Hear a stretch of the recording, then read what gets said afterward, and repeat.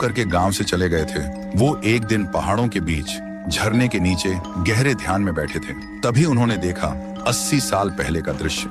थुंग थुंग एक ढोल किया था, सड़क किनारे ढोलक बजाकर अपना पेट पालता। कभी कभी शादी ब्याह में भी लोगों को खुश करता, लेकिन एक शादी में उसका मजाक उड़ाया गया, उसकी बेइज्जती हुई और उसे भूखा ही भगा दिया गया। भूख और अपमान से जलता हुआ वो ढोलक बजाते बजाते जमीन पर गिर पड़ा और वहीं उसकी आखिरी सांस टूटी। मरते वक्त उसने श्राप दिया, जिन लोगों ने मेरा मजाक उड़ाया, मुझे भूखा रखा, उनका साथ ही साथ उनकी आने वाली पीढ़ी भी चैन से नहीं जी पाएगी। मेरी ढोलक की गूंज उनकी मौत बनेगी, उनकी बर्बादी बनेगी। और उसी पल से उसकी आत्मा ढोलक में कैद हो गई। ये दृश्य देखते ही कालू बाबा सन्न रह गए। वो तुरंत एक चमकते हुए हथियार लेकर गांव पहुंचे और देखा लोग थुंग थुंग के डर से रो रहे थे। कालू बाबा ने पूरा सच बताया। गांव वाले रोते हुए बोले, हमारा क्या कसूर है बाबा, ये तो हमारे पुरखों ने किया था। और सब गिड़गिड़ाए, बाबा आप ही कुछ कीजिए, नहीं तो इस बार थुंग थुंग हम सबको खत्म कर देगा। फिर रात को कुछ गांव वाले हिम्मत करके चौक में खड़े हुए और कुछ ही देर में थुंग थुंग सैकड़ों आत्माओं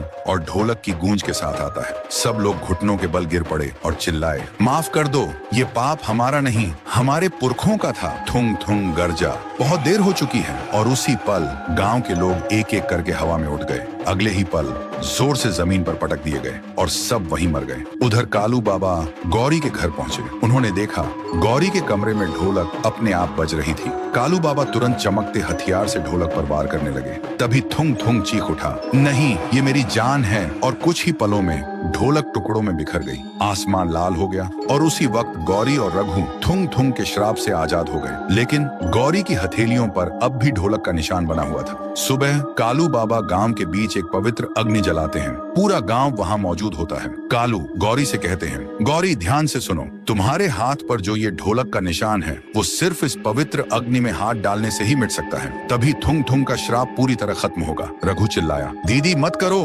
तुम्हारा हाथ जल जाएगा। पर गौरी बोली, चाहे कुछ भी हो, मुझे करना ही होगा। और उसने अपना हाथ अग्नि में डाल दिया। सबकी सांसें थम गईं। लेकिन जब गौरी ने हाथ निकाला तो देखा उसके हाथ को कुछ भी नहीं हुआ और ढोलक का निशान भी मिट चुका था। तभी अचानक अग्नि भड़क उठती है और उसी आग से थुंग थुंग का रूप बनता है। उसके हाथों में वही ढोलक आ जाती है और वो बजाने लगता है इतनी तेजी से कि पूरा गांव कांप उठता है और अगले ही पल आसमान का लाल रंग मिट जाता है। देखते ही देखते सब कुछ खामोश हो गया और तब से गांव वाले सुकून और खुशी से रहने लगे। लेकिन कभी कभी बहुत गहरी रात में हवा के साथ एक धीमी सी आवाज सुनाई देती है, शायद याद दिलाने के लिए कि अपमान और भूख से मरी आत्मा कभी चैन से नहीं सोती।